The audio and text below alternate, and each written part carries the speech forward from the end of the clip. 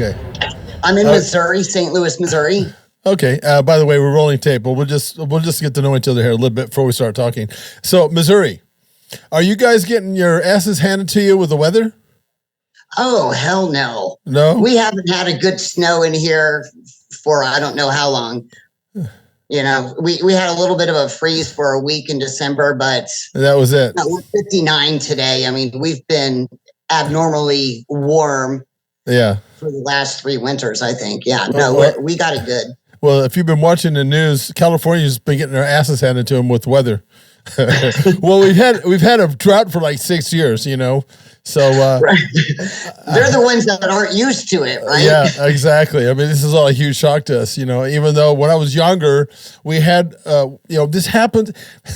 This cracks me up about people. This is all a cycle, people. It comes and goes. Mother Nature knows what the hell she's doing. Stop fucking with her. Leave her alone. Let her do her thing. Amen. You know what I mean? Anyway, so yeah, we're getting our asses handed to us, flooding and all this good stuff. So all good. We need it. Everything evolves. Everything is in constant change. That's right. And the weather is the same thing. And, you know, we could be contributing somewhat, but don't be so vain to think that we're so strong that we're controlling Mother Nature. Yeah, you know, it's evolution. Of the environment, and it's going to happen with or without us. You know, the dinosaurs. What did their farts like blow up the world or something? Exactly. Well, some people might think that, but you know, we're just a bunch of narcissists who think that we can control Mother Nature, so we can all fuck ourselves. Anyway, okay, I feel better now. See, thank you. It's lighter. Anyway, hey, listen. Okay, so welcome to Straight Talk. Thanks for coming on. I think you have come to me by way of Joe Breen. Is that right? Scott Thacker. Scott Thacker. Okay, yeah. Joe and Scott, yeah.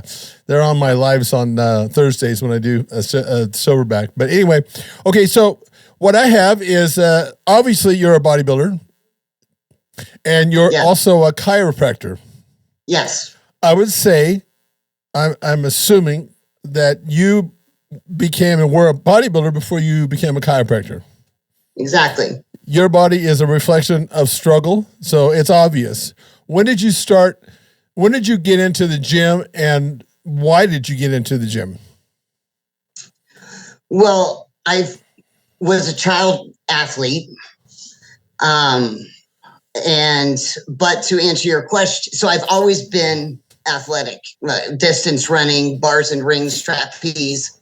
That's what I did when I was younger, you know, fast pitch softball. But I got my first gym membership when I was 19 years old. But I got turned on to it when I was a sophomore in high school. Like the end of my freshman year, they had a weightlifting class at summer school weightlifting class. Yeah. And I wanted to do it. So I had to beg my mom, please sign the permission slip, because she had to sign the permission slip to have me do. I was the only girl there, and I loved it. I did more pull-ups. I ran faster than them. I did more sit-ups, you know. Yeah. And that's the first time I put like a plate on each side, and they put a chair underneath me. And they're like, "Oh, do it to the chair." I was hooked then. Yeah. So that's when you first started. So there was necessarily not a particular goal in mind other than you just wanted to heave iron around and beat the boys. Fuck them. Well, I just like the fact that I was stronger than most of the boys. And that was great. I like that. But my whole goal with it was to learn a lifestyle and be healthy. Did you just be a walking advertisement for myself? You know, so I was like, hey, I'm going to be a walking billboard for myself. Yeah. So did you get? Were you learning as much from the weight room environment when you first started, or was it a combination of maybe YouTube? Because it's different now with social media. So many people learn from that, which in some ways is good, in other ways it's not. But how did you start evolving from that? Well, you know, back in my time, Leo, there wasn't internet and social media. Oh, wait a minute. You're not that old. You're not that old. That's 80s. That's 1980. I'm 52. I mean, I Holy graduated shit. in 1989. Holy I was born in shit. 1971. So I would not guess that. Now, I came from a time where there wasn't internet. I think 84, I think, is when the internet actually happened. 82 or 84 is when it started happening. But so you go back, like with me, where we were getting information from actually reading magazines off a rack. or actual people are just doing it and seeing the results of it. Here's what my best story is and what I love about it. And people talk about my abs. I could always look at someone and see which body part they started working on at first, you know, and mine, of course, is my abs. Like I said, I did the rings and trapeze when I was young, but I got this thing called the ab isolator, and it had like 2 foot pedals with a long spring and a handle. And this was between my freshman and sophomore high school years. I got this thing and I would do it to the cassette tape of the Beastie Boys, Licensed to Ill, front and back. And I would put my feet in, no sleep till Brooklyn. And, you know, my butt would scoot across the floor and I'd get all the way to the other end and I'd have to do it 4 times and then flip the cassette tape over. There you go. And then I could just wash my clothes on it, you know, and I was like, man. Okay. And then that's when I started realizing, hey, when you put effort into this and you do this, it makes a difference. Yeah. And the funny thing is so many people don't really understand that concept. They're wannabes. I'm writing a book right now, and I'm talking about some of these experiences, you know, where some of these people, they look at us that can do this, and they look at us, and because they're wannabes and they can't do this, they start making stupid ass remarks like, "Oh, I used to get this, and maybe you did. I don't know. I would never want to look like you. That's gross." Yeah, right. Okay, don't worry. You never could because you don't have the discipline. Blah blah blah. Right? Same deal. Okay, so you're in high school and you're now getting involved in this. When you were in high school, were you still an athlete while you were training? Yeah. And what kind of sport were you competing in then at that point? Well, I did 13 years of fast pitch softball. So, and I was a cheerleader in high school. So, of course, I became too cool for anything else other than softball and cheerleading. I was a catcher and shortstop. And I played 13 years of that and kicked off the distance running. You know, I started distance running when I was 5. Yeah. And during my time when I was coming through, there wasn't that much information about how to train athletes. And the reason why I'm asking you this is because, and to some degree, because the coaches really didn't have the information. It's astonishing to think that now, because there's, you know, now it's very sports specific and coaches know a lot more. But when I was coming through in high school, the coaches, even college, the coaches would tell me, because I was I was a quarterback, so I wasn't a lineman. You know, those are the guys that were mandated to be in the weight room. And guys like me, the running backs and the quarterbacks, they told us to stay the fuck away from the gym or else we'd be running extra wind sprints. And I guess in some sense that was good because they didn't know how to train an athlete. And that brings me back to the question, how did you really know how to train yourself for the sport that you were in? Or were you just lifting like a general 5 sets of 5 or whatever they had for the protocol back then? You know, I just started lifting the weights. Like I said, at 19, I got my first gym membership. It was at a Gold's Gym, and I had a free training session. And so it was with a guy, I guess that was Mr. Florida at the time. And he gave me one training session, and I just started going with it. Yeah. And I just started working it on my own. Yeah. Until I even got older. It wasn't into my 20s until people were like, oh my gosh, you know, you look at what you have. I didn't realize that because I've always been an athlete. So I've always just been, and I've always you have that warrior, that athlete mindset, you know, so you just go for it and you figure it out along the way. Kind of sounds like. Right. But, you know, genetics has a lot to do with it. Yeah. Yeah. Okay. So you are out of, now you go, did you go to college and play sports? You said 13 years. So were you actually playing already at the college level as well, or no? No, I didn't play anything at the college level. I went to University of South Florida. That's where I got my pre-med degree from. Uh-huh. And then shortly after that, I moved to Marietta, Georgia, where I started chiropractic school. Oh, okay. All right. Sounds good. Now let's get into, before we get into your chiropractic, let's get into when you started competing with was it the IMBA?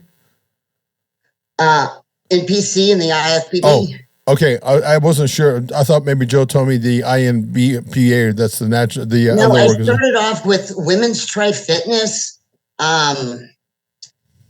That was a thing there in Florida, and I met a friend at the gym. Like, I've been working at a gym since I was 19 years old. Yeah. I haven't had any other job outside the gym. And, well, but now I have a gym and my own gym and everything. But so no, I met Pat Guzman at the gym, and she was like, "Oh, I'm doing this Tri Fitness stuff. You would be great at it." I think I was 32 years old at that time. I mean, I was getting up there in age for starting to try to compete at something. Right. I trained like a month on this. It was an military obstacle course with this big net and climbing the rope and hurdling hurdles and all this stuff for time. And I didn't do too bad. I did the whole course in under a minute. And for someone that only had been training for a couple of weeks, at it, I was like, I kind of like this. Yeah. So shortly after that, I went off to Georgia, and I met some people in college that said, "Hey, you've got something here." I mean, I was still in the gym working out, but I was just doing it because I liked the results that I was seeing. I was just doing it on my own. But I did then start finding help. Yeah. So when you first competed, then was it right straight to the? I mean, did they already have a bunch of different classes? Because when I came through, it was like there were like two classes. There was like a couples class, mixed doubles, or whatever they call that. Bodybuilding for men, bodybuilding for women. They didn't really have until I think Rachel McLeish came along. It's when they started having some of these other categories for women. So did you go right straight into the bodybuilding for women? Yes. I went in. I think my first show I went in as a heavyweight. Mm-hmm. And the numbers might have been skewed a little just to, I was kind of in between. In my first bodybuilding show, which was the Coastal, USA Coastal, that may have been in 2000 or 2001. And I won the overall there as a heavyweight. Yeah. But then when I got into the NPC, I started at the NPC level as a middleweight. So I competed a couple of times as a middleweight, and then I went up to a light heavyweight. And then when I got to the pro level, they still had weight classes, lightweight and heavyweight there. Yeah. So I was always trying to stay in the lightweight category because I'm only 5'2". So when you jump up to that heavyweight category, now you're dealing with girls that are 5'6", 5'7", 5'8". I mean, yeah, I know what you mean. Power, But I realized that I was hindering myself trying to keep my weight down to stay in that weight class when I should have just sucked it up and gone up with the tall girls. Yeah. As far as your dieting was concerned, what was the hardest part, do you think, for your, well, obviously when we're competing, this is a combination of weight training, cardio, and nutrition for the most part. So which one of those did you struggle with the most? And what did it take for you to overcome that? I'm assuming it's going to be diet, because you look like the training part of it looks like that you probably love that a hell of a lot more than probably dieting. I'm just guessing. I didn't even mind dieting, and I still diet to this day. Here's what I think. Eating normal should be called diet, and then should be and then whatever the other stuff you do or should be eating, and the other stuff you do should be called dieting, because I still diet to this day. And that's why I started bodybuilding, to teach me how to live a lifestyle, how to eat and how to fuel myself. And the hardest part was the diet. But for me, during the bodybuilding times, was the force feeding. I'm a small person, and to try to force 8 whole meals in my body a day. Most people don't understand that. They don't understand that. They're thinking, oh, poor baby, you had to force feed yourself, right? But it's just as hard to do that for me as it was to basically starve my body a little bit, to get some results too. But yeah, that other side of it is not easy. It's a job, you know, and you got to push. It's uncomfortable.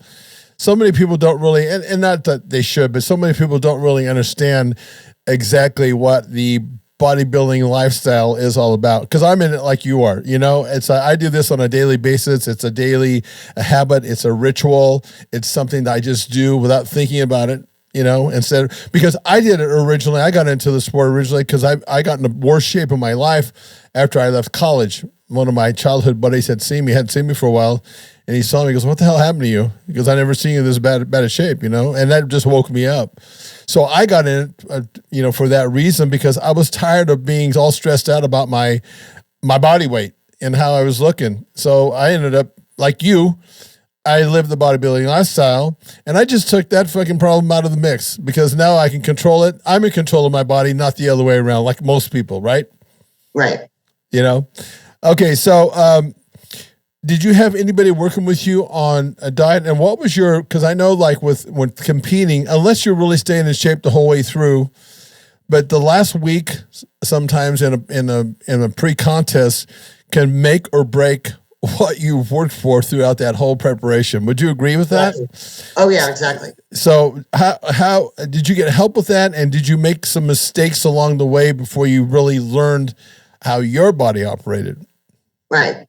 I had worked with several people, top class people that helped me immensely. But everyone's body operates different, so it's hard for me to even talk about diet and then be like, oh, well, how do I look like you? How do you stay so lean? Yeah. And I'm just like, well, a lot of it is genetics, but you would do this whole carb and take all the carbs out. And, after the show, you'd go out and drink like a 12-pack of beer and eat all this pizza, and then we'd go do these photo shoots and I'd be like, oh, look at how good you look. Yeah, exactly. And what I realized is the whole time when I was competing, I was doing this carb depleting stuff and my body doesn't work that way. Yeah. Well, and I just really wanted to have the gall to just eat that pizza and drink that beer the day before the show. I know exactly what you mean. No, but you're 100% right. What happened, like when I was coming through, same thing. So many times I looked better the week after all my dieting. It was like, son of a bitch, I didn't have no guts. I had too much invested to try that before the show, And what I learned from my physique anyway was that the body doesn't really like that big of change, especially towards the end, especially if you haven't been doing carb depletion and cycling carbs along the way. What did we do? We waited till the very end and then tried that. Well, what the hell do you think is going to happen when I'm looking back now? Right? Right. That's kind of what you're saying. You just yank it out all of a sudden, your body's like, what the fuck? Yeah, it's in shock.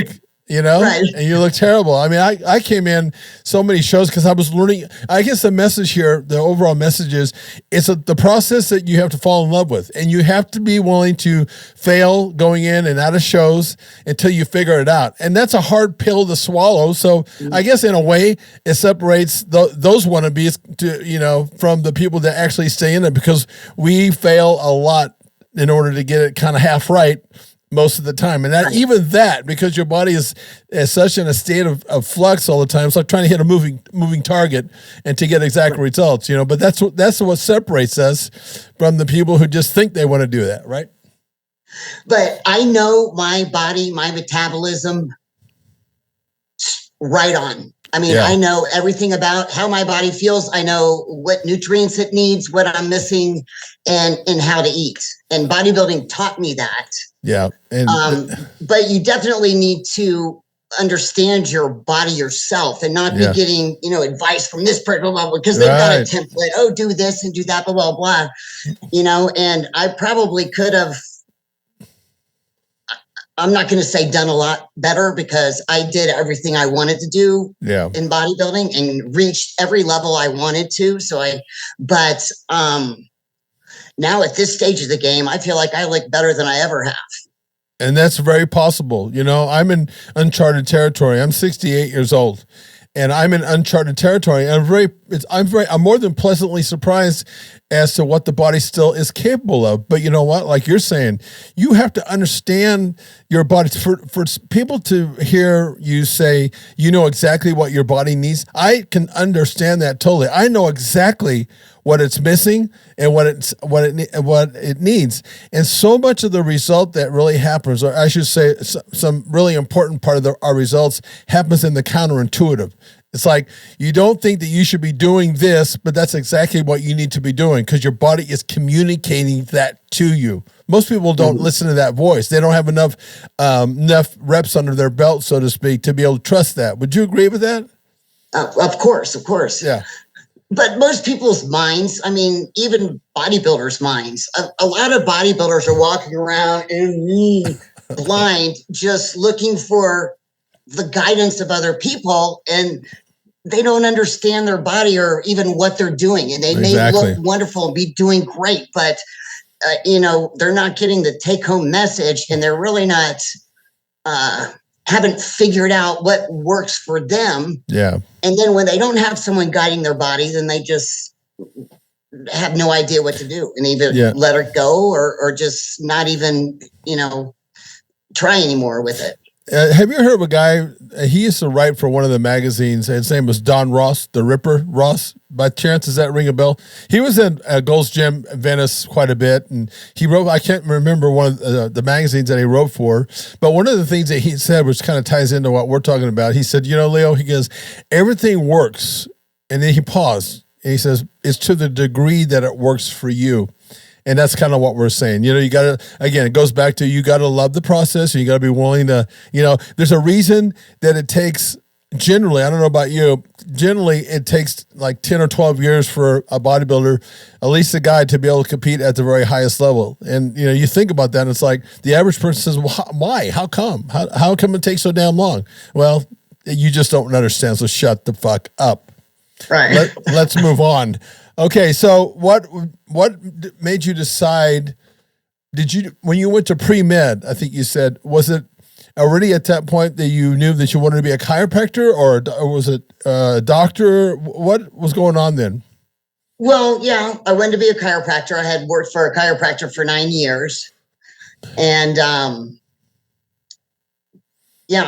that's what I wanted to do, be a chiropractor. So you knew that right away. I was into physical therapy. I liked the manual manipulation and the physical therapy stuff because I was a chiropractic assistant. So I was doing all these modalities on patients, and I really liked that. And so that's where I was going. Okay. That's where I wanted to go. But before I got my pre-med degree, I hopped over and picked up my massage therapy degree. And the chiropractor I work for is like, massage therapy schools for bored housewives. But at this point, I was like, I need some way to be able to support myself. Yeah. And I could tell you the massage therapy school I went to, I had the best education ever, way better than what I even got at USF. But USF was just the preliminary pre-med stuff, hit them with all these courses. But at the massage school, I started learning. We took clay and put all the muscles on the mannequin. I mean, it was great. That's a good lesson to learn. I knew when I was going to go to chiropractic school, I couldn't go work for a chiropractor. Yeah. I mean, other than that, I knew how to sling drinks because I used to be a bartender, and that's not the type of lifestyle you can have while you're, in chiropractic school. I go to school from 7 a.m. to 5 p.m. So there's not much job opportunities in there. Right, so right. I picked up my massage therapy degree and I massaged my way through college. You know what? That's somebody who's got perfect willingness. I talk about when I started personal training, believe it or not, in 82, in my town, no one was doing it. The closest that you could get to a personal trainer was San Francisco or Los Angeles. And it wasn't that big of an industry back in those days. And so when I started, it was like, how the fuck am I going to make a living at this to get clients and things like that? But at the time, my ex-father-in-law, he owned restaurants. I became his delivery boy. I did whatever the fuck I had to do while I was learning my craft inside the gym. By first, as a bodybuilder, learning it on myself. And then, of course, that as I'm changing, as you know, people are attracted to you and they want to know how in the hell or what the hell are you doing in order to get this. That's how I got myself off the ground in my business. So I appreciate your willingness to do whatever it took. Okay. Now, so when was it that you were able to break away and start your own business, or did you work inside of another chiropractic business before you went out on your own? No, I was fortunate that I, started, so I got my massage degree, and then I moved to Georgia where I started chiropractic school, and I started massaging there. And then I moved here after 2 years. I did my 2 years in Georgia, and then I came here to St. Louis to go to Logan Chiropractic College. And I hooked up with a gym here, and I started massaging and doing personal training. And I had already built up a clientele. So then I got my chiropractic license and just got a bigger space in the gym. My goal was always to have an office inside the gym. I never wanted to be a gym owner, because a gym owner is just a gym owner. Yeah. The memberships only keep the lights on, Right. So I'm like, I didn't want to be a gym owner, but I wanted to have a small practice in the gym.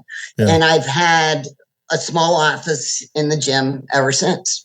Okay. And is there a certain clientele? Like, I know as a personal trainer, when I first started, I took whoever I could get, and then as I'm in it longer, I started, there were certain people that I was more attracted to training, whatever.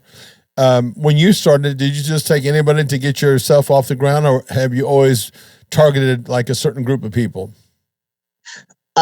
Training clients or patients, or just people in general? Your chiropractic business. Well, in my chiropractic business, I just see, whoever wants my help. Yeah. Or whoever I choose to help. Yeah. Yeah. Because and then let me ask you this then. As a chiropractor, are there a lot of chiropractors that are in your industry around you that you're basically competing with? And I only say that because the real question I'm asking is that when a client is coming to you, what makes you different than the chiropractor that's on the next block? I guess is what I'm really trying to say. Do you have something that makes you stand out compared to what's his name down the road? Well, the first thing I'll say is that I'm not in competition with anyone. So that is the number one reason why you would come. I'm not competing with anyone. And if you can find someone better than me, give me their number. I'd like to see them. I take a lot of time with my patients, and no, none of that. I actually like that answer, to be honest with you, and do you, as far as chiropractic, do you use the latest and greatest technology that's out there? Or are you more old school? I'm asking a question because I really don't know about this. But I do know that chiropractic, from the people that I know, it seems like it's changed over the years, like everything else has. I mean, do you change with the times, or are you more old school that way? No, I'm very old school. I'm a full spine Gonstead adjuster. I'm a manual adjuster. I just adjust with my hands. Mm-hmm. I mean, I have a Cox table, so I do have low force adjusting techniques that I do use. I do have an activator that I pull out on a jaw or a rib or something, but I know I get a lot of patients that come and they went into an office where it's, they have you sign this contract and pay all this up, blah, blah, blah. And the patient's already has anxiety before they even get treated because of whatever this protocol that the doctor has for them. I'm like, here's what I do. The first visit, we're going to wax the car and see where the scratches are. And you're going to see what I do. And if you feel better, call me back.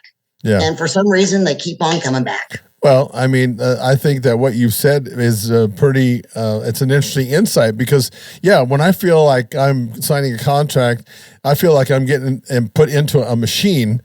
And, that makes me think, are you really that interested in my result? Because it doesn't feel that way, right? Right. And you're coming off in a whole different way. I think that it's counterintuitive, I think, for some of the other doctors that are out there. But I think that actually probably draws the right kind of person to you. Right. Right. It's not the way to make money, but it's the way to feel good about what you do. Yeah. And have generations of patients. Yes. I mean, my patients talk about me at their dinner table. And when they make fun of the noises I make when I adjust them, Yeah. And so they're like, "Oh, I see your neck. I'm going to tell Dr. Dena." Oof. Yeah. Yeah. Yeah. I see. Well, I think your intention is in the right place. I have the same with my clientele. They know what I stand for, and if you want to be a part of that, fantastic. If not, then you need to go see what's his name down the road because that's just the way it is. I'm not going to try to headlock you and pull you in and force you to do something that you aren't really going to do in the long run. I'm so fucking frustrated sometimes, Dena, because people self-sabotage. And I think you probably know that too. So many people in my industry, just when they're starting to get good results, they start self-sabotaging. And that's probably been the biggest hurdle for me to try to get people to stay on it longer. And I just, it's amazing. The human condition is really amazing and sometimes really pathetic on what we do to ourselves. It never goes away from me. That's been the thing. It's like, like with people with diet. So I said to them, because it's usually about some perceived obstacle that they have. And I say, okay, so based on what you just told me, if I created a diet that was based around all the foods that you ate, because to a certain degree, for the average person, calories in and calories out takes care of a lot of problems, right? I said, if I could take away all those foods and you'd just be eating the foods that you want, and I obviously, if you're going to lose weight, I'd have to tweak it a little bit. Would you stay on it? Oh, yeah. And yet they don't. They just can't do it. And it's, I don't know. Maybe that's kept me going, for all these years, because I've been doing this now for 40 years to try to figure out fucking people sometimes, and it gets me all wound up. That's what bodybuilding teaches you. Yes. If you live it throughout your life, it's not like something, oh, yeah, well, my boyfriend used to, should have been, used to be people, just like, yeah. But, it teaches you a lifestyle to continue. I'm a creature of habits. Yeah. Okay. So I need that routine. And, of course, considering the general population, there really aren't that many bodybuilders. So you'll get some that are, right on track the whole time, and they just live that lifestyle the whole time. Some of them just pick it up because they're doing it for a reason that justifies themselves, maybe that I did this or that, but I never did it for that. I did it to teach me a way to live my life forever. Yeah. So even telling people, like, I love my cardio story. Like when I'm training someone, I'm like, hey, well, let's bring in 15 minutes of cardio. I want you to get on the treadmill and walk on the treadmill, and get it up to, a 3.0, a 3.2, maybe a 3.5. You never know the treadmill, how fast you're going to get going. Just something easy, for 15 minutes. Oh, no. I have to do at least 45 minutes to get anything out of it. And I'm like, okay, well, I'm telling you, let's just do 15 minutes of it. No. So they want to argue that, no, I have to do 45 minutes to get anything out of it. You can't even fucking do the 45. You can't even do the 15 minutes. Just do the 15 minutes, because eventually the 15 minutes is going to turn into the 45. But they want to argue that. It drives me nuts. See, that's why I'm pissed off. That's when I came on today. I'm fucking pissed off because somebody did that to me. I have a quick story before we move on. I had a lady one time because I always do a consultation, and this is way back when. So I said, "Have you ever worked with a personal trainer?" Yes. And why aren't you working with that personal trainer now? And she was straight faced when she told me this. She said, "Well, after about 3 weeks, my bras weren't fitting my back because my back was getting so wide." And I said, I want, like you said earlier, I said, I want the name of your trainer because I can't do that shit. But that's the kind of stuff that I heard. It's like people will come up with the darndest things that. And then what always amazes me, which is what this gal was doing or the guy was doing with you, is like, okay, so wait a minute. You're hiring me to be the expert and you're trying to tell me what I should be doing with your cardio? Yeah, okay, this is not going to work out too well. But they're thinking they need to do more, but they can't even do the little. Yeah. Like walk for 15 minutes, 3 days a week after work. Right. There you go. 3 times a week after work, 15 minutes. Go mark it off in your car. Then I get them start challenging your time. Okay, how long did that take you? Oh, that took me 15 minutes to do that. Okay, great. Let's try to do it in 13 minutes this time. Yeah. Now let's try to do it in 10 minutes. And then we'll bump it up. Yeah. But they won't even do it because in their mind, that's just such little effort.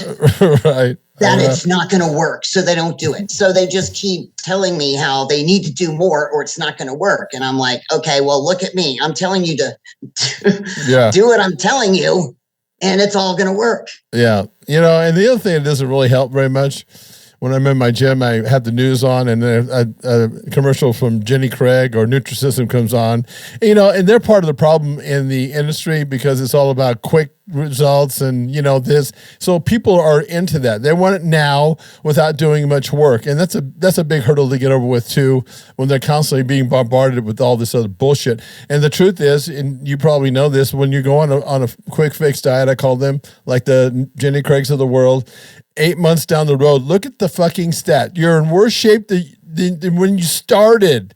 So that's a mark of a good program now, is it? No, let's just feed into that mindset of quick fix and fuck the results. That's what they're really saying, aren't they? It's funny, this new fasting thing. Now, I think this can work for people. I'll tell you what, my body cannot fast. My body needs food. I need gasoline for the car. Yeah. And I only fill up the car to get to A to B.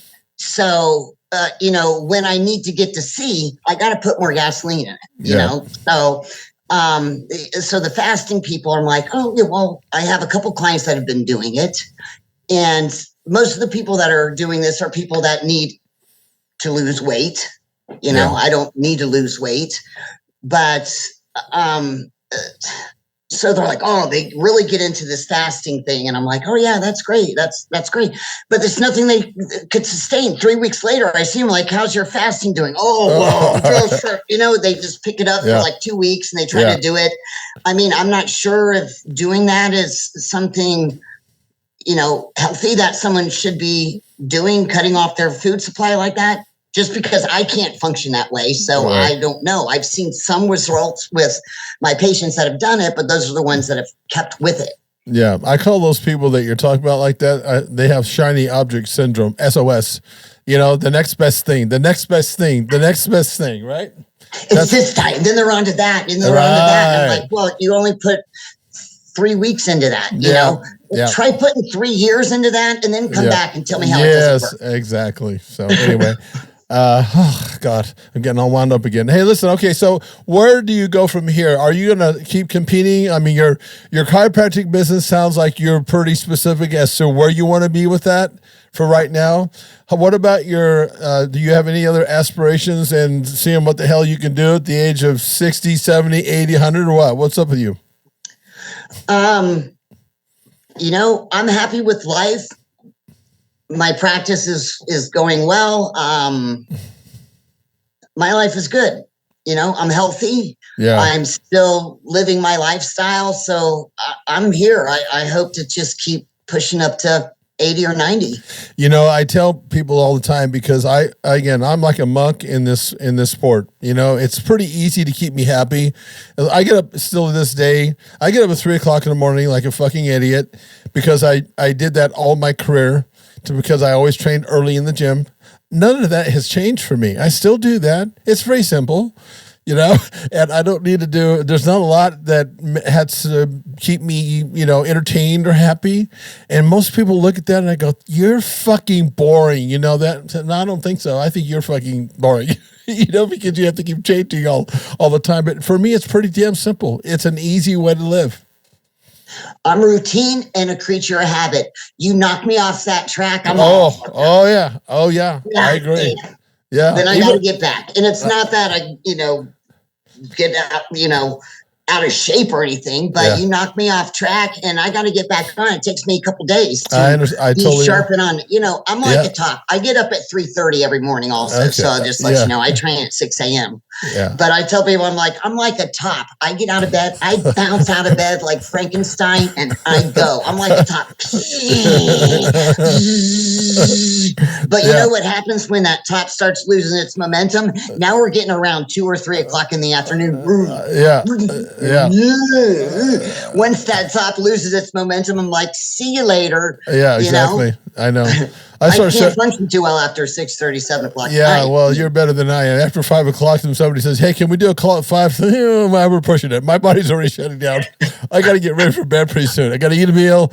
No, we can't do that. How about 3 o'clock in the morning? I do. Like, hey, we could do 4 or 5 a.m. Yeah, I really like 5 p.m. Oh, it's a little late for me. Yeah, I can't do that. My bedtime. Yeah, I just try to focus on people on the East Coast because they're 3 hours ahead of me, so it works out a little bit better that way. Anyway, listen, anything you want to say on our podcast for clients out there or anything like that? Do you have anything that you'd like to promote or just, I mean, you've been a very informative and very entertaining guest, and I do really appreciate you coming on. Well, I appreciate you having me, and I love to be able to just be out there for your audience and, you know, just keep on keeping on. Yeah. Listen, one of the things I've been known for ever since I've gotten started in the industry is I've always been a straight talker, even when it's not popular. You know, I'm still doing it.